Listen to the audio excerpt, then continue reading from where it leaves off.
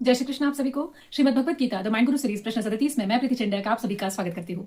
आज का प्रश्न हमसे पूछा है नासिक से श्रुति ने। देखते हैं श्रुति जी क्या पूछना चाहती है। श्रुति जी पूछती है, हमारा प्रिय व्यक्ति हमें धोखा दे, वचन तोड़े और बार बार झूठ बोलता रहे और वह झूठ हमें तकलीफ भी दे, तो ऐसों के साथ हमें कैसा व्यवहार करना चाहिए? गीता जी का इस पर क्या संदेश है? बड़ा ही भावनाशील है। लौकिक जीवन में अपनों का झूठ बोलना, धोखा देना, यह सारी चीजें बहुत तकलीफ देने वाली है। लेकिन जब भगवान कृष्ण का गीता संदेश है तो लौकिक जीवन भी सुखी, आनंद और परम शांति वाला होता है। तो देखते हैं गीता जी इस पर अपना कौन सा संदेश देती है। गीता जी के अनुसार प्रिय अप्रिय व्यक्ति यह सिर्फ शरीर से संबंध है, और शरीर तो हमें पता है गीता जी के अनुसार नश्वर है। तो इस शरीर से जो भी संबंध है वो भी कायम रहने वाले नहीं है, मतलब वो भी हम कह सकते हैं कि टेम्पररी है, थोड़े समय के लिए ही हमारे साथ है। हमारा सच्चा संबंध तो शरीरी मतलब आत्मा में स्थित परमात्मा से है, जो ही हमें सुख, आनंद, परम शांति देने वाला है। मनुष्य शरीर के संबंधों को सच मानकर उसी में आसक्त रहता है, वो उसी के अनुसार चलता रहता है और उससे जुड़ी हुई जो घटनाएं हैं उसी से वह सुखी और दुखी रहता है।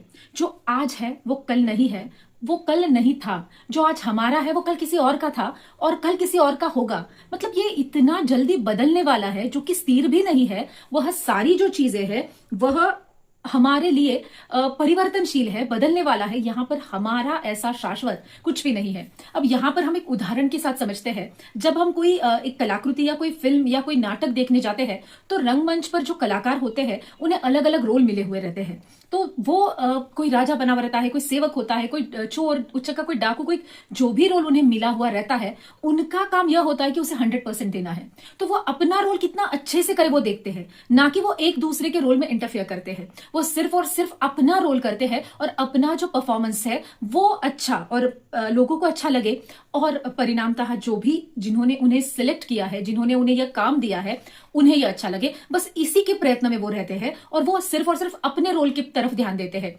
और जैसे ही पर्दा गिरता है, मतलब वो नाटक खत्म हो जाता है, तो उन कलाकारों के बीच का, अभी सपोज कोई राजा है और उसका कोई शत्रु राजा है, तो वो सिर्फ रंगमंच पर है। जब जैसे ही रंगमंच का पर्दा गिर जाता है, उनमें कोई वैर भाव या कोई शत्रु भाव नहीं रहता। वो आपस में अच्छे खासे फ्रेंड्स होते हैं, प्रेम भाव होता है।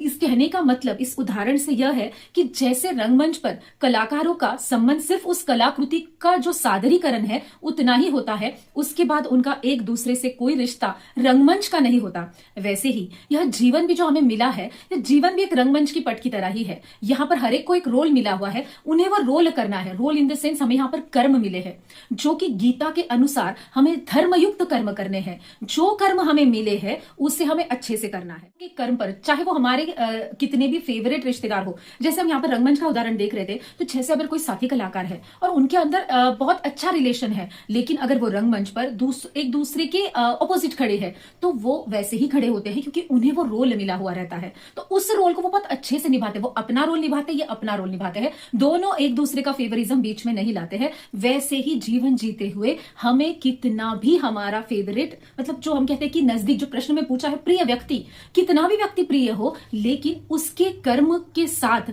हमें अपने कर्म जोड़कर हमें हमारे कर्मों से दूर नहीं हटना है। यह बात हमेशा ध्यान रखनी है। हमें सिर्फ हमारे कर्मों पर ध्यान देना है। मुझे जो धर्म मिला है, मतलब जो धर्मयुक्त कर्म मुझे करना है, जो मेरा निहित कर्तव्य है, मुझे वो अच्छे से करना है। अब जैसे देखते हैं हम कि कलाकार, जैसे मैंने पहले कहा, उन्हें जिसने ये रोल दिया है, जैसे डायरेक्टर है, कास्टिंग डायरेक्टर है, प्रोड्यूसर्स है, आदि आदि राइटर वगैरह जो भी लोग हैं, वो उन्होंने जैसा कहा है उन्हें खुश करने के लिए या उनकी जो इनसे एक्सपेक्टेशंस है उस हिसाब से वो रोल करते हैं। तो वैसे ही हमारे इस जीवन में हमारे तो कास्टिंग डायरेक्टर, प्रोड्यूसर, राइटर, सब कुछ हमारे परमपिता परमेश्वर है, जिन्होंने हमें यह रोल दिया है और हमें यह कर्तव्य कर्म दिए हैं। और बस यही कहा है कि यह धर्मयुक्त हो या दूसरों के हित में हो, तो बस हमें उन्हें खुश करना है। जिस एक्सपेक्टेशन से उन्होंने हमें इस धरती पर भेजा है, इस सृष्टि का हिस्सा बनाया है, हमें बस उनसे संबंध रखना है। उन्होंने जो हमें कर्तव्य कर्म दिए हैं, बस हमें वही करना है। जैसे एक रंगमंच के कलाकार का संबंध उसकी कला से होता है,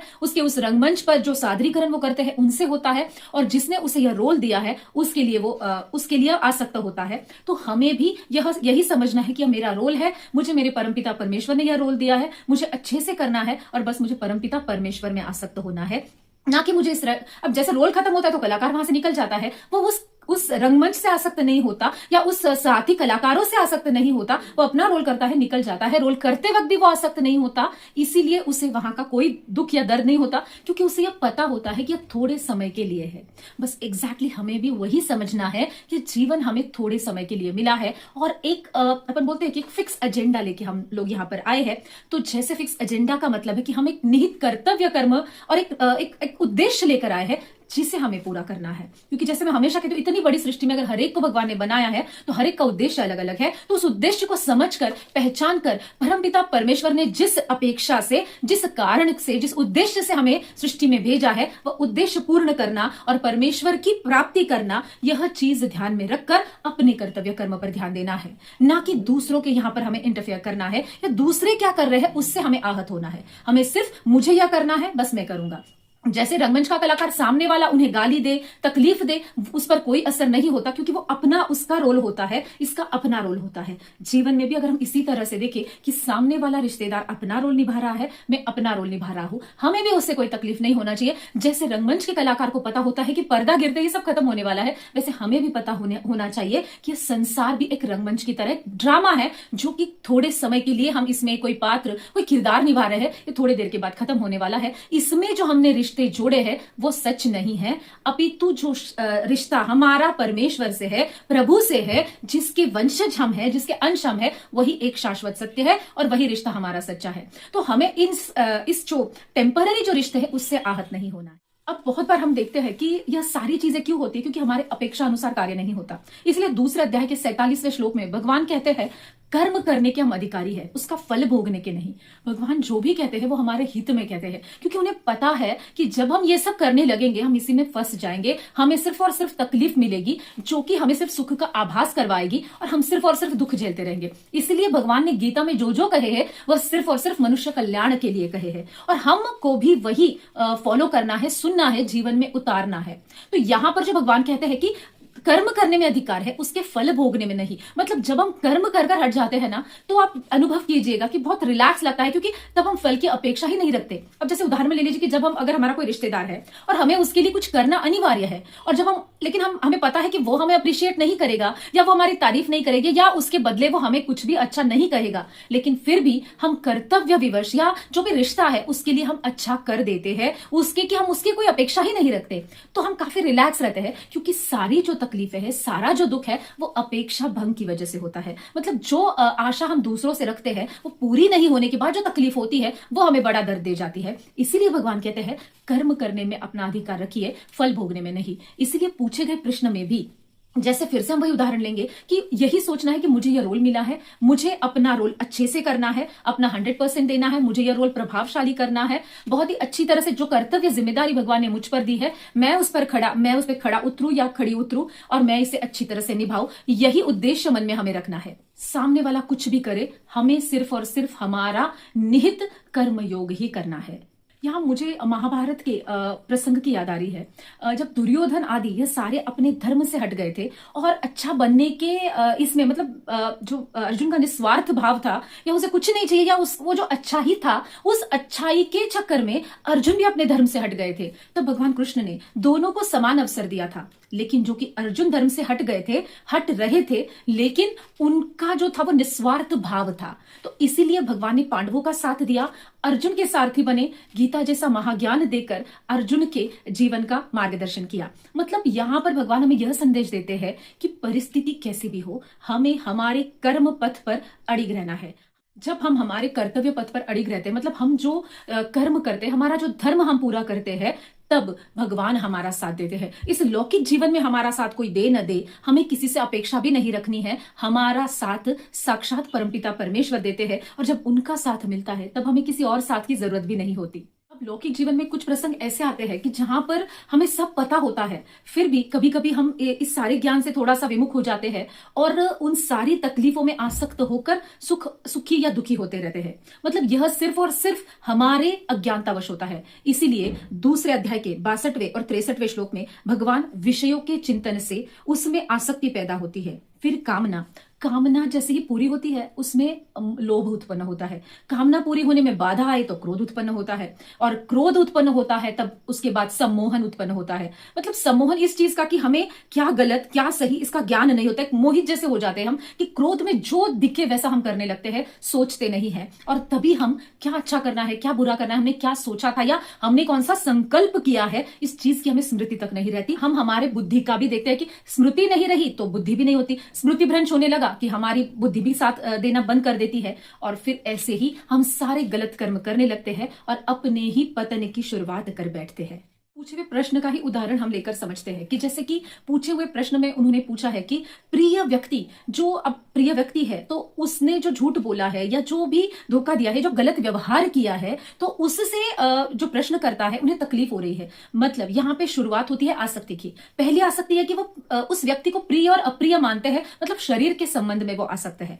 इससे उनकी कामना पैदा होती है। मतलब संबंध माना है तो ऐसे संबंधों से अपेक्षा होती है कि मैंने आपको प्रिय माना है, मतलब आप मेरे उतने नजदीकी है, तो जैसे मेरा मन हो वैसे आप बिहेव करें। भले वो सही हो लेकिन फिर भी यहां पर एक कामना है, एक आशा है। अब जैसे ही वो अगर सामने वाला व्यक्ति भी उस कामना को पूरी करता है तो यहां कामना खत्म नहीं होती। अगर उसने अभी सच बोला है तो अब वो और कोई अच्छा काम करे, और कोई, यह सारी कामनाएं हम उस व्यक्ति से अपेक्षाएं बढ़ाते जाते हैं। और अगर किसी कारणवश उन्होंने वो कामना पूरी नहीं की तो हमें क्रोध उत्पन्न होता है, क्योंकि पहले हमने आसक्त हो चुके हैं इस रिश्ते में, तो वहां पर हमें क्रोध भी उत्पन्न होता है। और जैसे ही क्रोध उत्पन्न होता है तो उस क्रोध में सम्मोहन, यानी हम भूल जाते हैं कि अप्रिय है अप्रिय है, जिसे हम प्रिय कहकर सब करवा कर रहे थे, उससे अपेक्षाएं रख रहे थे, वहां पर हम ये भूल जाते हैं कि हमें यह प्रिय है, तो हम यहां पर वो सम्मोहित हो जाते हैं और हम वहां पर जो नहीं करने हैं वो भी कर्म करते, जैसे कुछ गलत बोलना, गुस्सा हो जाना, आदि आदि कर्म हम, या फिर उन्हें कुछ भी ना बोले तो खुद को तकलीफ पहुंचाना। तो ये जो सारे गलत चीजें वो सम्मोहन से होने लगते हैं।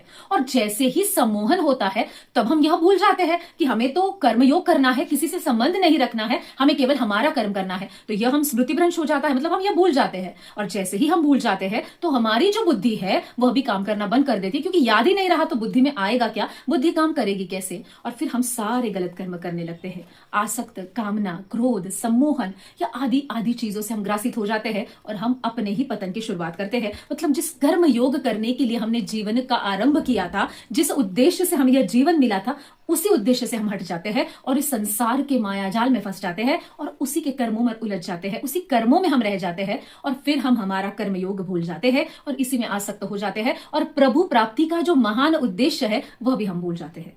इसीलिए भगवान छठे अध्याय में योग का वर्णन बताते हैं, योग का महत्व बताते हैं, क्योंकि योग हमने देखा कि साइंस प्रूवन है, यहाँ पर हम लोग अनुभव भी कर सकते हैं, क्योंकि योग में हम सांसों पर नियंत्रण सीखते हैं। जैसे ही हम सांसों पर नियंत्रण पाते हैं हम विचारों पर नियंत्रण पाते हैं, क्योंकि जैसे जैसे सांस हमारे कंट्रोल में आने लगती है वैसे वैसे हमारे कंट्रोल में हमारी सोच, हमारे विचार आने लगते हैं, वैसे वैसे हमारी बुद्धि हमारे कंट्रोल में आने लगती है और हमारे कर्म हमारे कंट्रोल में आने लगते हैं, क्योंकि एक चीज दूसरे में गुथी हुई है। हम हमारे श्वासों पर नियंत्रण लाते हैं योग के द्वारा और इससे हम जीवन का कल्याण करने वाला जो समत्व है, जो परम शांति है, समत्व मतलब सुख या दुख का कोई असर नहीं होता। जैसे गर्मी या ठंडी का शरीर पर हम ज्यादा असर, अच्छा ठंडी है तो गर्मी आएगी, गर्मी है तो जैसे हम इसमें नॉर्मल रहते हैं, वैसे ही योग की प्रैक्टिस करने पर, मतलब ये कोई एक दो दिन में घटित होने वाली घटना नहीं है, तो इसे बहुत सारी प्रैक्टिस करनी, लेकिन आरंभ जरूरी है। जैसे ही हमें जो भी चीजें चाहिए जीवन का कल्याण करने के लिए, तो वो सारा हमें योग से हासिल हो सकता है। इसीलिए योग का महत्व इतना है, क्योंकि जीवन का मूल आधार ही योग है। जो योग करना सीख गया, जिसने जीवन में योग ला लिया, वो समत्व ला लिया और वही सिद्ध हो जाता है। इसलिए जीवन में अगर कर्मयोग सिद्ध करना है तो योग करना जरूरी है, क्योंकि योग से ही हमें कर्मयोग कैसे करना है, कब करना है, उस पर हम अड़िग रह सकते हैं। इसीलिए भगवान गीता के अध्यायों में योग का महत्व बताते हैं। छठे अध्याय में योग का विधिवत वर्णन भी करते हैं। इसीलिए छठे अध्याय के चौथे श्लोक में भगवान योगारूढ़ व्यक्ति का वर्णन करते हैं, उनके गुण बता रहे हैं। जिस समय मनुष्य इंद्रिय भोगों में व कर्मों में आसक्त नहीं होता, यहाँ कर्मों में आसक्त होने का मतलब है जो कर्म फल से, मतलब उससे जो प्राप्ति अप्राप्ति होती है, मतलब जो मिलता है नहीं मिलता है, उससे मतलब है कि जो कर्म में आसक्त, मतलब कर्म फल में जो आसक्त नहीं होता वह, और उससे मिलने वाले फल में आसक्त नहीं होता, वही भगवान कहते हैं योगारूढ़ कहलाता है। जैसे ही मनुष्य योगारूढ़ होने लगता है, मतलब योगारूढ़ हो जाता है, तब उसको तत्व का बोध होता है और उसका संसार से विच्छेद होता है। अब जैसे मैंने कहा कि योग से जीवन में समत्व आता है, मतलब क्या सच है, क्या झूठ है, क्या मेरे लिए है, क्या नहीं है, ये सारी चीजों का ज्ञान होने लगता है और जीवन के उद्देश्य की तरफ वो बढ़ने लगता है, सही और उचित उद्देश्य की तरफ वो बढ़ने लगता है। ना उसने जो डिसाइड किया वो उद्देश्य नहीं, जो उसका मूल उद्देश्य है, उसके जन्म का जो उद्देश्य है, उसकी तरफ वो बढ़ने लगता है। इसीलिए जो योगारूढ़ व्यक्ति है वो संसार में अपना आनंद नहीं मानता, क्योंकि उसे पता है संसार परिवर्तनशील है, नश्वर है, यहाँ पे जो भी रिश्ते हैं वो सच नहीं, मिथ्या है। और जो हमारा संबंध है वो शरीर यानी आत्मा में स्थित परमात्मा से है, जो कि शाश्वत है, चिरंतन टिकने वाला है। तो ये जब सारी चीजें योग जो सिद्ध हो गया है, जिन्हें हम योगारूढ़ कहते हैं, उनके लिए ऐसे संसार का विच्छेद होता है, मतलब उन्हें संसार में कोई आनंद नहीं रहता। तो अब जब जैसे कि गृहस्थी है तो उन्हें संसार में आनंद भले ही ना रहे, लेकिन अपने कर्तव्य कर्म उन्हें, जैसे अभी हमने देखा कि ड्रामा की तरह करना है, उसमें आसक्त नहीं होना है। जो कर्तव्य कर्म मिला है वो करना है, यहाँ हंसना है तो हंसना है, यहाँ पे बैठना है, जो करना है वो करना है, बस इसमें अपना निजी स्वार्थ नहीं रखना है। यह जीवन मुझे दूसरों के कल्याण के लिए मिला है और वाइस वर्सा यहाँ पर मेरी परम शांति, क्योंकि हम जब भी दूसरों के लिए कुछ करते हैं हमें परम शांति मिलती है। और यह जो परम शांति है यह परमेश्वर की दी हुई शांति है, उनसे दिया लिया किया गया हुआ हमारा यह संबंध है और उन्हीं के हम वंशज है, यह चीज दिखाती है। इसलिए जब भी हम दूसरों के लिए कुछ करते हैं आनंद हमें स्वयं को ज्यादा होता है। इसीलिए यह जीवन का उद्देश्य समझना है कि हमें सिर्फ और सिर्फ इस कार्य के लिए किया है जो कि हमें अच्छे से करना है। हमें लगता है गृहस्थी में यह चीजें थोड़ी मुश्किल है, लेकिन अगर हम करना चाहे या करने की ठान ले तो ये उतनी मुश्किल नहीं है। हमें मुश्किल इसलिए लगती है क्योंकि हमने इनमें कभी प्रैक्टिस नहीं की है। अब हमें धीरे धीरे यह चीजें बढ़ानी है, धीरे धीरे अपने कर्तव्य कर्म करने हैं और उनसे निरासक्त होने की कोशिश करनी है। कुछ भी एकदम से नहीं होगा, धीरे धीरे कोशिश करनी है। गृहस्थी के पूरे कर्तव्य कर्म करने हैं, लेकिन योग के साथ हमें कोई भी चीज यहाँ पर छोड़नी नहीं, क्योंकि भगवान गीता में अपने निहित कर्म करने के लिए ही कहते हैं, लेकिन वह सारे कर्म धर्म युक्त हो और योग से करे, मतलब दूसरों के हित में करे। इसीलिए हमें यह चीजें करनी है, धीरे धीरे इन चीजों की प्रैक्टिस करनी है। और यह सारी चीजें प्रैक्टिस करते वक्त हमें योग की प्रैक्टिस पहले शुरू करनी है, क्योंकि यह सारी चीजें संभव तभी होगी जब हम जीवन में योग लाएंगे। और जैसे जैसे हम योग का आधार लेने लगेंगे हम अनुभव करेंगे कि जीवन में शांति, परम शांति, सुख और समाधान आने लगा है। और जैसे ही हम इस आनंद को अनुभव करने लगेंगे फिर हम योग की प्रैक्टिस लगातार करते ही रहेंगे और धीरे धीरे हम इसमें जैसे कि भगवान ने कहा है हम योगारूढ़ हो जाएंगे। छठे अध्याय के 7वें श्लोक में भगवान कहते हैं जिसने अपने मन पर विजय प्राप्त कर ली उसने जीवन के सारे द्वंद्व जीत लिए, क्योंकि सारी चीजें हम मन के विचलित होने से ही अनुभव करते हैं। जैसे ही मन बिगड़ा हमारा मूड बिगड़ जाता है, हमारे कर्म बिगड़ जाते हैं, आदि आदि चीजें बिगड़ जाती है। इसीलिए भगवान कहते हैं कि मन बड़ा चंचल है, अगर योग से आप इस पर कंट्रोल पा लेते हो, इसको जीत लेते हो, तो आप जीवन के सारे द्वंद्व जीत लेते हो। 12वें अध्याय के 13वें व 14वें श्लोक में भगवान अपने प्रिय भक्तों का वर्णन कर रहे हैं। अब प्रश्नकर्ता को यह स्वयं सोचना है कि भगवान के प्रिय भक्त बनना है या संसार के मिथ्या अस्थिर संबंधों में सुख या दुख में आसक्त होना है, क्योंकि क्षमा यह श्रेष्ठ भक्त की पहचान है। जैसे भगवान ने जो गुणों का वर्णन किया है उसमें क्षमा है, और प्रश्नकर्ता को भी यही समाधान देना चाहते हैं कि वह भी क्षमा कर दे। तो जो क्षमा है वो श्रेष्ठ भक्त की पहचान है। अब जैसे हमने कहा कि प्रश्नकर्ता पर निर्भर है कि उसे जीवन के सुख दुख वाले माया जाल में फंसना है या भगवान का प्रिय भक्त बनना है। यानी अगर प्रिय भक्त बनना है तो क्षमा करना जरूरी है। जैसे ही हम क्षमा करते हैं हम हमारे ही जीवन में, मतलब हम स्वयं को ही शांति पा लेते हैं। तब हम क्षमा कर वो अपने कर्म पर ध्यान दे, अपने निहित कर्म करे, वो अपना कर्म करे, हम अपना कर्म करे, हमारे कर्म में कर्म योग लाए, उसकी प्रैक्टिस करे, उसी में हम कहते हैं कि हम उसमें ही बिजी रहे कि मैं आज का, कल का, परसों का, आज से कल का, कल से परसों का अच्छे अच्छे कर्म की जो संख्या है वो कैसे बढ़ाते जाओ। हमें इसमें ध्यान देना है, स्वयं के उद्धार पर ध्यान देना है, स्वयं के कल्याण में हमें आसक्त होना है। और फिर यह ध्यान देकर प्रभु प्राप्ति कैसे करनी है, इन सब चीजों में हमें हमारा समय, मन, दिमाग, विचार सारे व्यतीत रखने हैं। तो अब धीरे धीरे यह अनुभव करेगी कि दूसरों की तकलीफ या दूसरों का जो भी बैड बिहेवियर है, जो धोखा देना, झूठ बोलना, यह आप पे असर नहीं करेगा। अभी तो मैं ये कह रही हूँ कि आप स्माइल करके निकल जाएंगे कि वो अपना कर्म करे, मैं अपना करे, वो अपना रोल निभा रहे, मैं अपना निभा रही हूँ, मैं अपने ऊपर ध्यान दूं, क्योंकि मुझे परमपिता परमेश्वर ने इंडिविजुअल भेजा है, तो मुझे मेरा वैयक्तिक काम करना है, मैं उसमें ध्यान दूं, तो मैं वह कार्य अच्छे से करूं और प्रभु प्राप्ति कर लूं, क्योंकि यही जीवन का लक्ष्य है और यही हमारा गंतव्य भी है। यहाँ पर यह प्रश्न आता है कि तो फिर गृहस्थ में सिर्फ अपना ही देखना है, अपना ही कल्याण करना है, तो नहीं। कहने का तात्पर्य यह है कि गृहस्थी में हमें अपने कर्म अच्छे करने हैं, दूसरों के हित में करने हैं। और हमने जैसे कि गीता में पढ़ा है, देखा है कि एक के अच्छे कर्म दूसरों को अच्छे कर्म करने के लिए प्रेरणा देते हैं। तो यह जो रहस्य है, यह जो बात है, हमें सिर्फ अपने कृति से दूसरों के लिए आदर्श प्रस्थापित करना है। आप अपने कर्म अच्छे कीजिए और देखिए कि इसका मिरर इफेक्ट सामने वाले पर होता हुआ आपको नजर आएगा, या रिफ्लेक्शन आपको उनके ऊपर नजर आएगा। तो इसीलिए अगर शरीर का संबंध प्रिय है तो आप उन्हें भी प्रभु प्राप्ति के लिए, मतलब भजनानंदी होने का, भक्ति करने का, या प्रभु प्राप्ति ही उद्देश्य है, यह उन्हें ज्ञान दीजिए,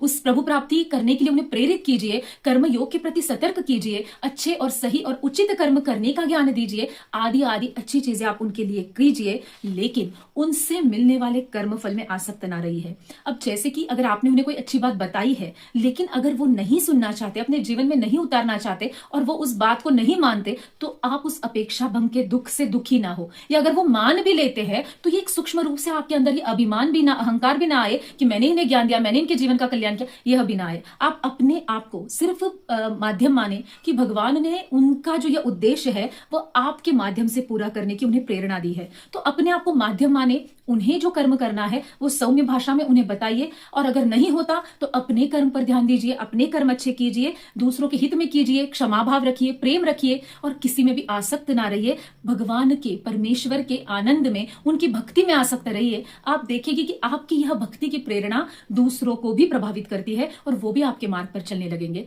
और आपको जो आनंद, जो अभी आपने प्रश्न किया है कि हमें गीता का क्या संदेश है, तो आपको यह संदेश है कि आप अपने कर्म पर ध्यान दीजिए, अपने कर्मों को अच्छे से कीजिए, आपको जो रोल मिला है वो अच्छे से कीजिए, उसे प्रभावशाली बनिए, अपना निहित कर्तव्य कर्म कीजिए, कर्म योग कीजिए, और बस उसका जो प्रभाव दूसरों के ऊपर पड़ेगा उस अपेक्षा से आपको कुछ नहीं करना है। लेकिन आप वो देखेगी कि वहां पर वो उन्हें भी यह प्रेरणा मिलेगी कि आप अच्छे कर्म कर रहे हैं, तो वो भी अच्छे कर्म करने लगेंगे, और जो आपका उत्तर है आपको गीता से साध्य हो जाएगा।